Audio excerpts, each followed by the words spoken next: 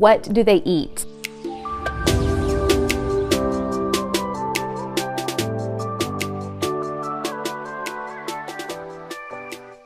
Well, the short answer is not much. We've got gagging and vomiting issues, so I can't feed them just anything. They absolutely do not eat meat. They just gag and vomit whenever I try to get them to eat meat. Now, I have tried everything.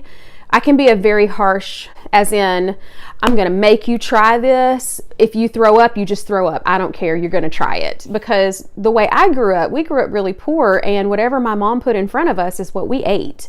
And if you didn't eat it, you probably got disciplined, or you just ate it, because when my mama cooked, that's what you ate. So I kind of had that attitude going into parenting the twins. And it was difficult because it's not like a normal kid, oh, being a picky eater, oh, I just don't like that. It's way more than that. There's a lot of gagging and vomiting involved, and there were times that I would actually hold Will's head and pry open his mouth and put something on his tongue just so he could try it, just so he could sense it on his tongue and taste it and feel the texture. Sometimes he would gag and vomit, and sometimes he would take it. Or more than likely what would happen is I would try a new food, I would force each twin to eat it, and then I would keep having to force for like the next 5 or 6 times that we ate it. Well, that takes a lot of energy.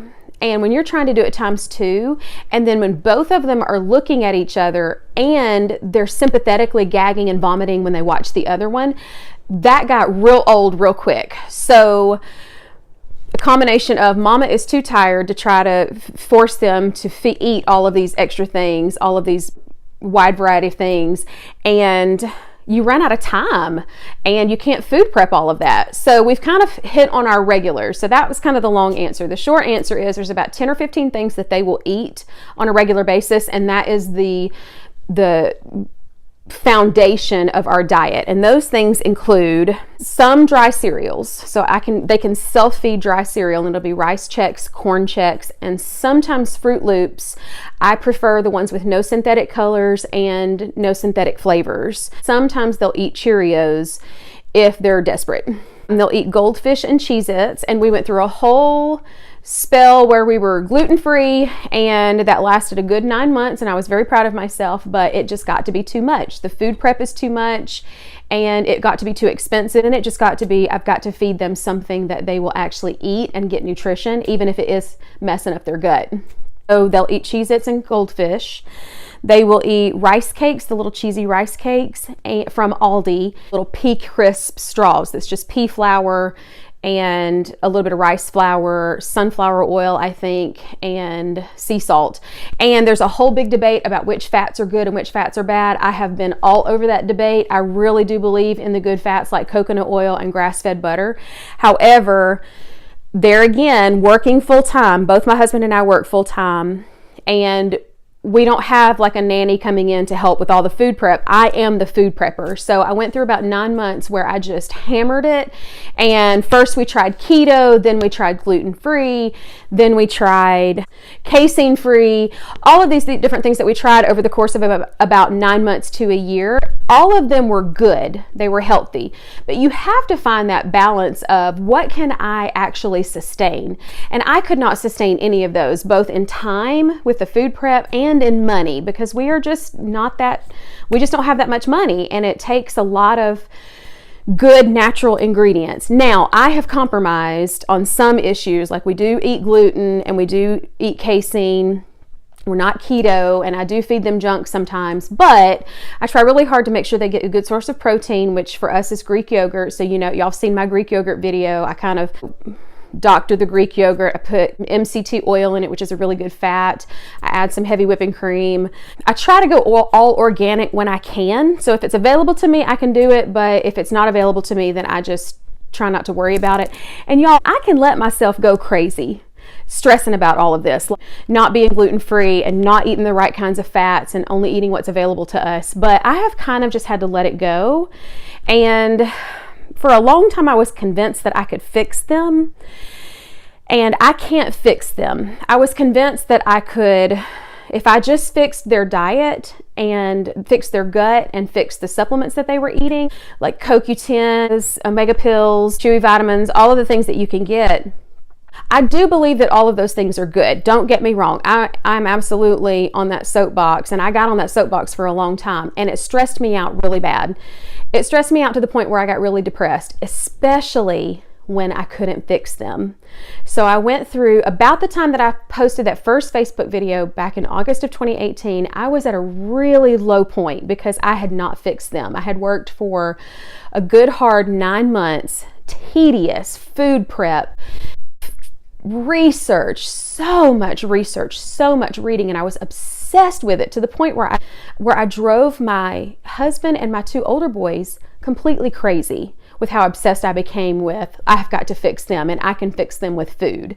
Yes, I believe that food is important. However, it's not going to fix my twins, and I have come to that conclusion finally. And it is such a hard place to be because you know, you want to fix your kids so bad, and you